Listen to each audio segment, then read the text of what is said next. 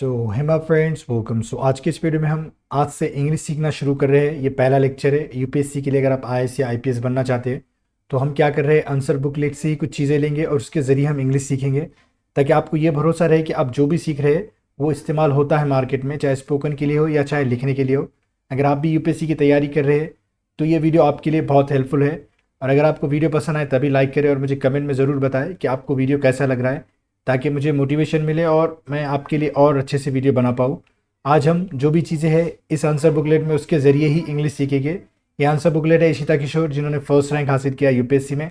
हम उसी के ज़रिए इंग्लिश सीख रहे हैं, जैसा मैंने आपको पहले ही बताया था। तो हम हमारा वीडियो स्टार्ट करते हैं। मैंने इसके सारी चीज़ें जो आपको आंसर बुकलेट नज़र आ रही है अभी स्क्रीन पर, उसकी चीज़ें मैंने पीपीटी में लिख के रख लिया हूँ। तो हम उसी के ज़रिए इंग्लिश सीखेंगे। ये सारी पीपीटी में जो चीज़ें हैं वही मैंने पीपीटी में लिखा है, मतलब जो आंसर बुकलेट में है वही मैंने पीपीटी में यानी जो पावर पॉइंट होता है उसमें लिखा है। तो हम उसके ज़रिए अभी इंग्लिश शुरू करते हैं सीखना।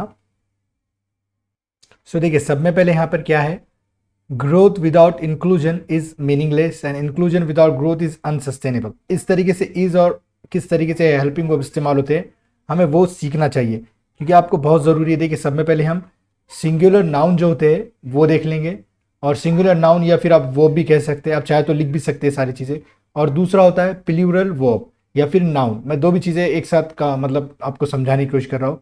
देखिए, सिंगुलर नाउन क्या हो सकती है, सिंगुलर वर्ब क्या हो सकती है, सिंगुलर सब्जेक्ट भी होता है, वो क्या क्या हो सकते हैं। एन के मायने है कोई नाउन, या फिर वर्ब के मायने कोई भी वर्ब जिसमें एक्शन होता है, और कोई सब्जेक्ट जैसे आई वी ही शीट वगैरह होते हैं। मैं आपको बेसिक से समझा रहा हूँ और गौर से सुनिए, समझने की कोशिश कीजिए, ताकि आपको सारी चीज़ें आसानी से समझ में आए। ओके, तो देखिए, सिंगुलर हम सब्जेक्ट के बारे में समझ लेते हैं समय पहले।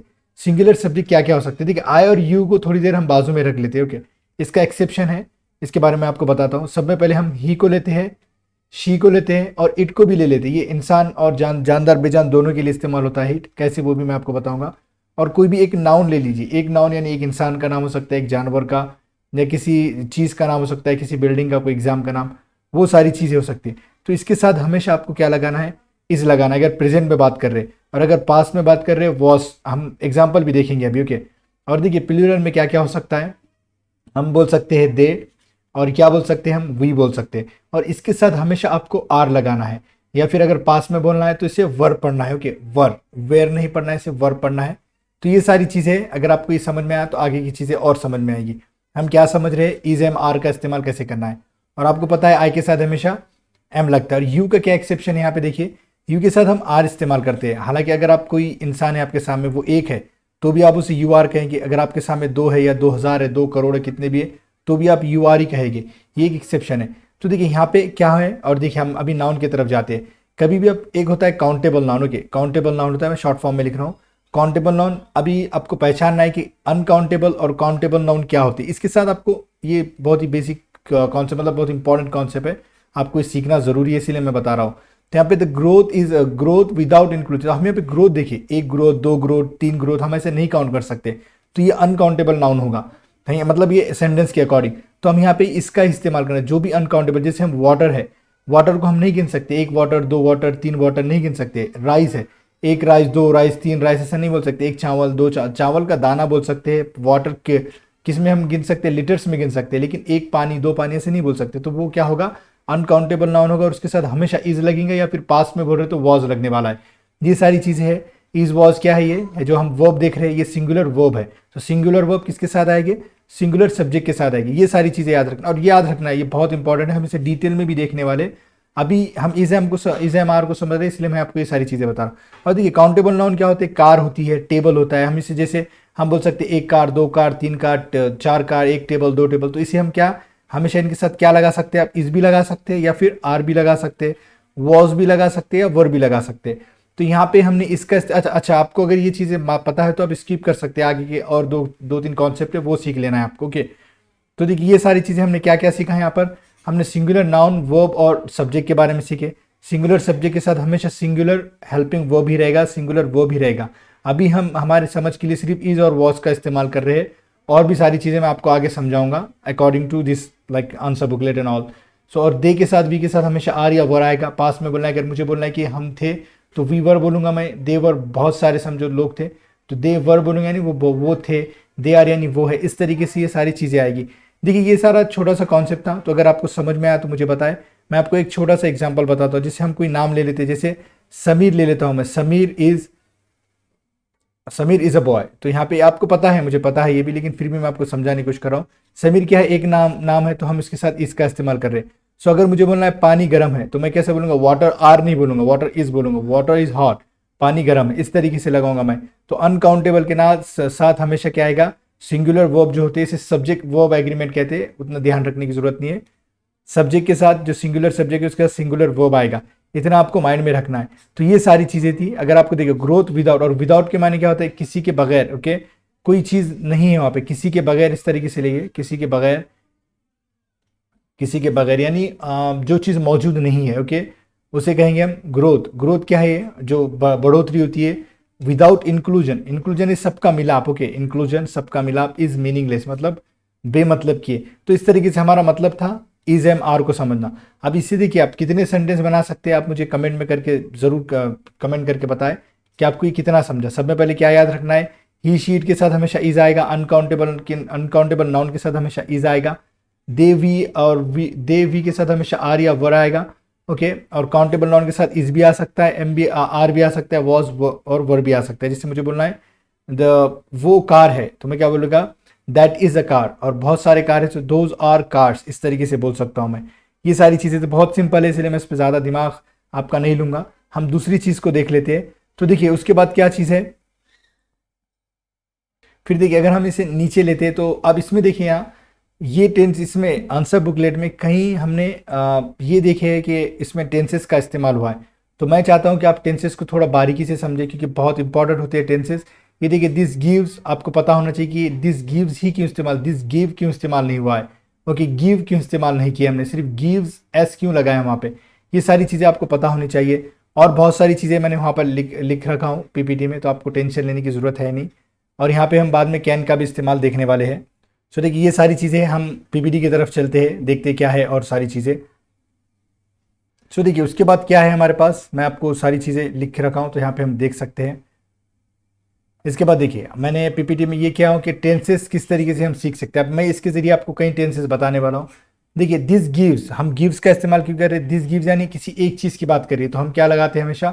तो आपको सब में पहले ना एक चीज़ पता होनी चाहिए, वो फॉर्म पता होनी चाहिए। जैसे यहाँ पे गिव है, तो हम गिव ले लेते हैं, और अगर गिव के माने है देना, टेक के माने है लेना, ये 3-4 वर्ब अभी हम इसके ज़रिए समझने की कोशिश करते हैं। कम के माने आना, गो के माने जाना, इस तरीके से। तो आपको पता होना चाहिए, ये जो है ना, ये वर्ब 5 गिव्स हो जाएगा, और ये क्या हो जाएगा, टेक्स हो जाएगा, ये क्या हो जाएगा, कम्स हो जाएगा, और ये क्या हो गया, गोज हो जाएगा। क्योंकि दिस एक चीज़ को डिनोट कर रहा है, एक चीज़ को बता रहा है, तो हम हमेशा वर्ब 5 इस्तेमाल करेंगे। यानी इसके साथ हम क्या करेंगे, ही, शी और इट का इस्तेमाल हम वर्ब 5 के साथ करेंगे। कोई एक नाम, किसी का भी नाम हो सकता है, जैसे यूपीएससी का, यूपीएससी गिव्स बोलेंगे हम, यूपीएससी गिव नहीं बोलेंगे, यूपीएससी गिव्स। और अगर से बहुत सारे हैं, तो हम क्या इस्तेमाल करेंगे इनके साथ, आई का इस्तेमाल करेंगे, वी, फिर आएगा दे, या फिर आएगा यू, या फिर 2 या 2 से ज़्यादा नाउन्स हो सकते हैं। जैसे यूपीएससी बोल सकते हैं हम, या फिर और कोई नाम ले लेना उसके, जैसे Sameer and Priya give this, ये देते हैं, इस तरीके से बोल सकते हैं आप। मैं आपको छोटा सा एग्जांपल बता रहा हूँ कि फिर प्रोग्रेसिव टैक्सेशन इंश्योर्स। ओके, अब ये क्योंकि ना हम इसे एक चीज़ समझ रहे, प्रोग्रेसिव टैक्सेशन, इसलिए हम इंश्योर्स का इस्तेमाल। देखिए हम आपको मैं एक एग्जाम्पल बता दूँ। जैसे मुझे बोलना है कि मैं देता हूँ या फिर मैं लेता हूं, तो मैं इस तरीके से लगाऊं। लेकिन अगर मैं इसी का मुझे बोलना है कि आई गिव मनी, मैं पैसे देता हूं, आई टेक मनी, मैं पैसे लेता हूं, ये 2 चीज़ें हो गई। अगर मुझे बोलना है ही और शी के साथ, बहुत ही इंपॉर्टेंट चीज़ है। अभी आपको लगेगा कि बहुत सिंपल सी चीज़ है, लेकिन ये काम आती है बाद में। Okay, so he takes money, फिर यहाँ पे मैं मनी लिख देता हूँ कि he takes money, he gives money और ही टेक्स मनी। इसके माने है कि वो पैसे देती है और ये पैसे लेता है। इस तरीके से आपको याद रखना है कि अगर से कभी भी ही, शी, इट आ गया, तो वो 5 आना चाहिए। वो 5 क्या होता है, इसे थर्ड पर्सन सिंगुलर का कहते हैं ये। और इसे ईएस वगैरह आपने देखा होगा। फॉर्मूला क्या होता है, सब्जेक्ट प्लस वर्ब 1, फिर उसके साथ आता है ईएस या फिर एस, इस तरीके से आता है। तो यहाँ पे मेरा मकसद क्या है, आपको सिखाना। मेरा मकसद है यहाँ पे आपको टेंसेस के बारे में थोड़ी सी डिटेल में चीज़ें बताना। तो इसीलिए मैं आपको अभी सारी चीज़ें डिटेल में बताता हूँ। आप पेन कॉपी साथ में रखें, और मैं आपको सारे टेंसेस के फॉर्मूले बताऊँगा, वो चीज़ें आपको याद करना है। और हम अगले वीडियो में उसी को कंटिन्यू करेंगे, और आपकी महीने भर में इंग्लिश अच्छे से सुधर जाएगी, ये मैं आपको गारंटी दे सकता हूँ। सो देखिए हम अभी शुरू करते हैं टेंसेस। तो आपको पता है टेंसेस कितने होते हैं, सब में पहले क्या होगा, प्रेजेंट, फिर उसके बाद क्या होगा पास्ट, उसके बाद क्या होगा फ्यूचर। ये सारे क्या है टेंसेस है। तो हम सब में पहले प्रेजेंट टेंस को डील करते हैं। इसके भी क्या क्या होगा, सब में पहले क्या होगा सिंपल प्रेजेंट टेंस या प्रेजेंट इंडेफिनिट टेंस कहेंगे। फिर उसके बाद होगा कंटिन्यूअस टेंस, मैं हाफ शॉर्ट में लिख रहा हूँ सब। फिर आएगा परफेक्ट टेंस, फिर उसके बाद आएगा perfect continuous tense. Okay, perfect continuous tense, ये सारी चीज़ें simple tense, present continuous tense, present perfect tense, present perfect continuous tense, ये आप चाहे तो लिख सकते हो। ओके, तो हम सब में पहले इसका फॉर्मूला देख लेते हैं। आपको क्या करना है, याद रखना है कि सेंटेंस 4 तरह से बनते हैं, या फिर 3 तरह से समझ लीजिए थोड़ी देर के लिए। एक होता है अफर्मेटिव, अफर्मेटिव यानी पॉजिटिव जुमले होते हैं, और सेकंड होता है नेगेटिव यानी जिसमें ना होता है, और अफर्मेटिव में हाँ होता है, मतलब कुछ बताया नहीं जाता, सीधा सा जुमला होता है समझ लीजिए, मतलब जिसमें ना नहीं होता इस तरीके से। और थर्ड होता है इंट्रागेटिव, और फोर्थ होता है नेगेटिव इंट्रागेटिव, यानी दोनों को मिला के। तो हम ना कभी भी कोई टेंस देख रहे हैं तो अब ये सारे चीज़ों को, 4 चीज़ों को आपको ध्यान में रखना है। तो देखिए, सब में पहले हम सिंपल प्रेजेंट टेंस का सब्जेक्ट लगाएंगे, वर्ब की फर्स्ट फॉर्म या फिर वर्ब की फिफ्थ फॉर्म आएगी। मैंने अभी आपको बताया जो वर्ब के साथ ईएस एस लग जाता है, हमसे वर्ब की फिफ्थ फॉर्म अभी कंसीडर कर रहे हैं। फिर इसके बाद क्या आएगा आपका पता है, ऑब्जेक्ट आएगा। ओके, वर्ब की फर्स्ट फॉर्म फिर आएगा, और नेगेटिव में ये क्या हो जाएगा, सब्जेक्ट आएगा, फिर उसके बाद डू नॉट आएगा, या फिर क्या आएगा डज नॉट, फिर वर्ब की फर्स्ट फॉर्म आएगा, फिर आएगा ऑब्जेक्ट। अब ये डज नॉट कहाँ लगेगा, डू नॉट, वो भी हम अभी देखेंगे। फिर ये लिखने के बाद आपको डू या फिर डज को स्टार्ट में लाना है, फिर लगाना है सब्जेक्ट, फिर लाना है वर्ब की फर्स्ट फॉर्म, और ऑब्जेक्ट हर जगह आएगा, तो मैं बार बार नहीं लिखूंगा, ये आप अभी नोट कर सकते हो। ओके, फिर यहाँ पे नेगेटिव इंट्रोगेटिव में क्या आएगा, डू या फिर डज आएगा, फिर आएगा सब्जेक्ट, फिर आएगा नॉट, फिर आएगा वर्ब की फर्स्ट फॉर्म। अभी हम इसके एग्जाम्पल भी देखेंगे। ओके, तो ये सारी चीज़ें आपको ये 100% पता होनी चाहिए अगर आप इंग्लिश अच्छे से सीखना चाहते हैं। ओके, सो देखिए हमने इतनी सारी चीज़ें लिख दिया, अब इसके हम एग्जाम्पल्स भी देख लेते हैं।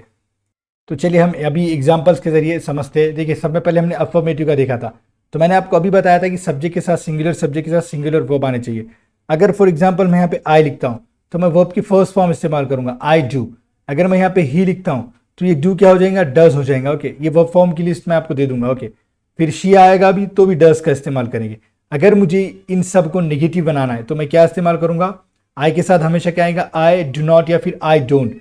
वी के साथ हमेशा क्या आएगा, वी डोंट या फिर वी डू नॉट। दे के साथ क्या आएगा, वी डोंट या फिर वी डू नॉट। इस तरीके से इस्तेमाल करेंगे नेगेटिव। और उसके बाद इंट्रोगेटिव कैसे आएंगे, डू आई गो, यहाँ पे क्वेश्चन मार्क, या फिर डू वी गो, फिर यहाँ पे क्वेश्चन मार्क, और क्या आएगा, डू दे गो, फिर यहाँ पे क्वेश्चन मार्क। अब इसके मायने क्या होते हैं, जैसे आई डू यानी मैं करता हूँ, ही डज यानी वो करता है, शी डज यानी वो करती है, आई डोंट, फिर इसके बाद वर्ब का कोई भी फर्स्ट फॉर्म लेना, आई डोंट गो मैं नहीं जाता हूँ, वी डोंट कम हम नहीं आते हैं, दे डोंट कॉल वो फोन नहीं करते हैं या फिर कॉल नहीं करते। इस तरीके से आप इस्तेमाल करेंगे। ओके, फिर डू आई गो क्या मैं जाता हूँ, डू वी गो क्या हम जाते हैं, डू दे गो क्या वो जाते। इस तरीके से आप, अब इसे नेगेटिव इंट्रोगेटिव बनाना है, सिर्फ सब्जेक्ट के बाद नॉट लगाना। डू आई नॉट गो क्या मैं नहीं जाता हूँ, डू वी नॉट गो क्या हम नहीं जाते, डू दे नॉट गो क्या वो नहीं जाते हैं। इस तरीके से आप सारी चीजें बनाना है। ओके, तो ये छोटा सा कॉन्सेप्ट था। और देखिए मैं आपको अभी बताया हूं कि डोंट किसके साथ लगेगा, डोंट हमेशा आई के साथ, वी के साथ, दे के साथ, या फिर कोई भी नाउन हो, या फिर 2 नाउन हो, या फिर 2 से ज्यादा, मतलब कोई भी नाम हो, समीर, प्रिया, यूपीएससी, एसएससी, ऐसे आप 2 बोल दिए तो उसके साथ हमेशा डोंट लगाना है। और डजंट किसके साथ लगाना है या डज नॉट किसके साथ लगाना है, हमेशा आपको ही, शी, इट, या फिर कोई एक नाउन के साथ। वो नाउन कुछ भी हो सकता है, आपका नाम, किसी आपके अब्बा का नाम, आपके फादर का नाम, मदर का नाम, सिस्टर, फ्रेंड, कोई भी एक हो तो आप उसको हमेशा ही डजंट, जैसे मुझे बोलना है कि वो बात नहीं करता, he doesn't speak, he doesn't talk to me, वो मुझसे बात नहीं करता, वो लिखता नहीं है, ही डजंट राइट, वो पढ़ता नहीं, he doesn't read, UPSC notification नहीं देता है, यूपीएससी डजंट गिव नोटिफिकेशन, या फिर यूपीएससी डजंट नोटिफाई। इस तरीके से भी बोल सकते हैं। नोटिफाई पे खुद एक वर्ब है तो आप नोटिफाई, यूपीएससी डजंट नोटिफाई बोलेंगे, यूपीएससी डोंट नहीं बोलेंगे। इस तरीके से आपको ये सारी चीजें याद रखना है। ओके, तो ये इतना ही कॉन्सेप्ट था। अब हम इसके बाद देखते हैं प्रेजेंट कंटिन्यूअस टेंस का। तो आपको इसमें क्या चीजें याद रखना है, ये जो सिंपल प्रेजेंट टेंस देखिए, सब में पहले तो वर्ब 1 कहाँ लगेगा, वर्ब 5 कहाँ लगेगा, और दूसरी बात डोंट कहाँ लगेगा और डजंट कहाँ लगेगा। ये चीजें अगर आप सीख गए तो आप माहिर बन जाएंगे इसमें। ओके, इतना ही चीजें याद रखना है, ज्यादा चीजें नहीं। और इसमें क्या बताता, कैसे सेंटेंस आते हैं कि मैं करता हूँ, ताती वाले, मैं करता हूँ, वो करती है, हम करते हैं, इस सब तरीके से। और जो आप डेली वर्क बताते वो सारी चीज़ इसमें आती है। तो देखिए हम यहाँ पे प्रेजेंट कंटिन्यूस को देखेंगे, प्रेजेंट कंटिन्यूस। तो मैं यहाँ पे कंटिन्यूस को शॉर्ट में लिख रहा हूँ। तो इसके साथ हमने अभी इज एम आर का सारी चीज़ें देखे थे। अब इज एम आर में देखिए इज किसके साथ लगेगा हमेशा, मैंने आपको पीछे अभी बताया वीडियो में, ही शी इट या फिर कोई एक नाउन के साथ। अभी ईट का क्या है देखेंगे बाद में, ओके। और एम तो आपको पता है हमेशा आई के साथ लगेगा, और आर किसके साथ लगेगा, दे के साथ लगेगा। मतलब कि आपको हमेशा यही चीज़ें इस्तेमाल करना है इनके साथ, और कोई टू प्लस नाउन। अब इसका फॉर्मूला क्या होगा, सब में पहले सब्जेक्ट आएगा, अब सब्जेक्ट आपको पता है, फिर यही चारों में से कोई हेल्पिंग वर्ब आए, इसे हेल्पिंग वर्ब कहेंगे। फिर आएगा वर्ब की फोर फॉर्म, यानी अगर गो है तो देखिए वर्ब की फोर फॉर्म क्या है, गो है तो क्या हो जाएगा, गोइंग हो जाएगा। अगर कम है तो क्या होगा, कमिंग हो जाएगा। अगर गिव है तो क्या होगा, गिविंग हो जाएगा। इस तरह टेक है तो टेकिंग, सिर्फ आईएनजी फॉर्म लगाना है।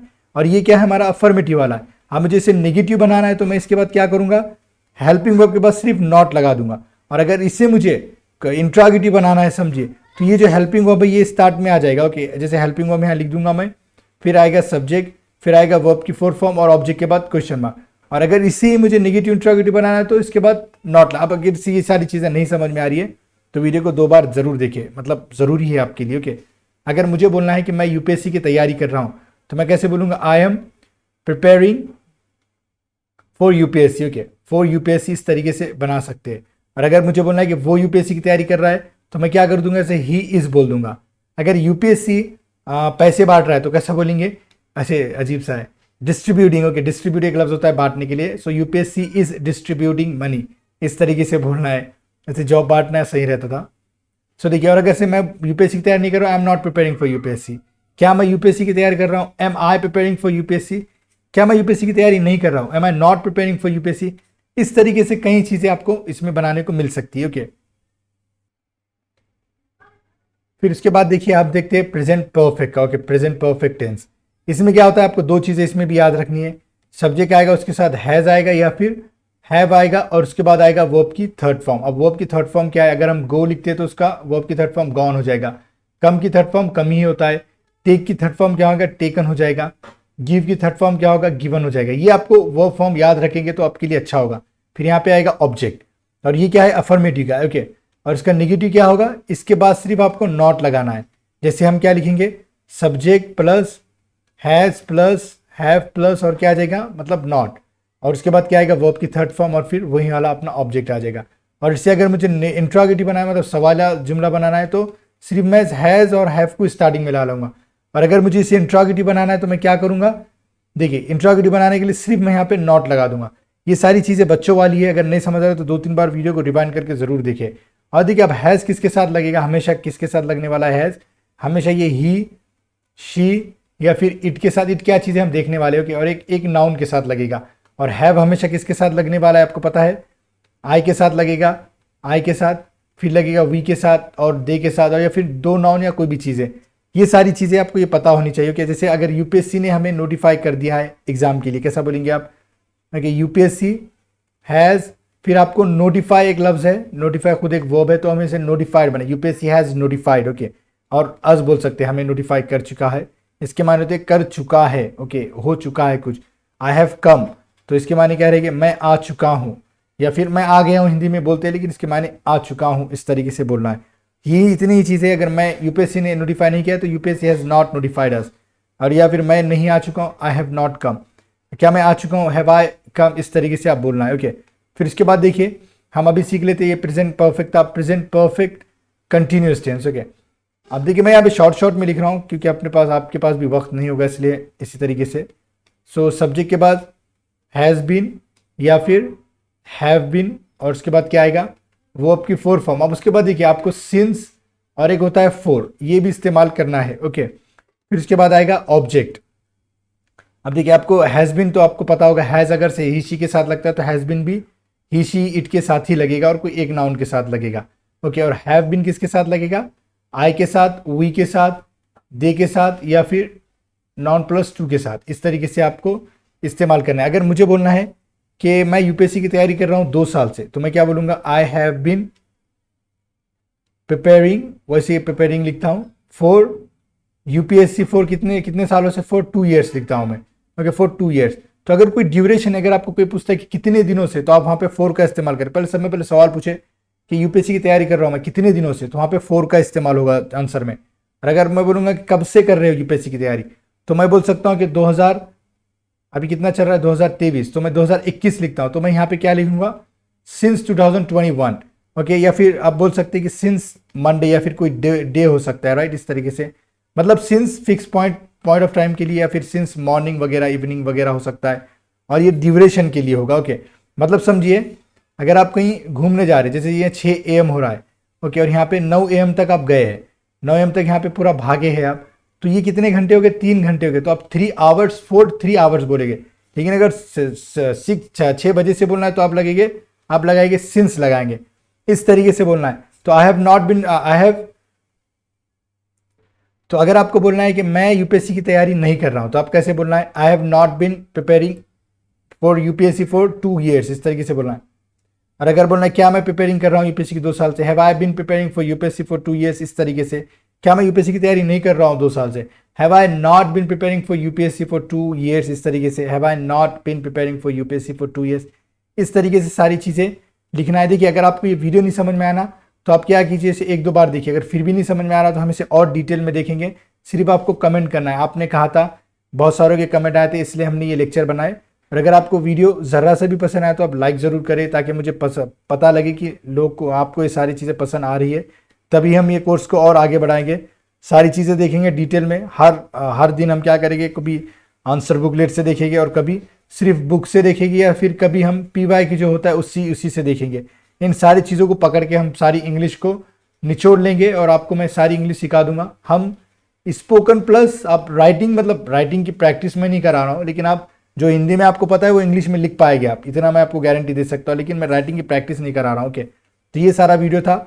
अगर आपको पसंद आया तो लाइक ज़रूर करें, और मुझे बताएं कमेंट में कि वीडियो कैसा था। वीडियो देखने के लिए आपका बहुत बहुत शुक्रिया।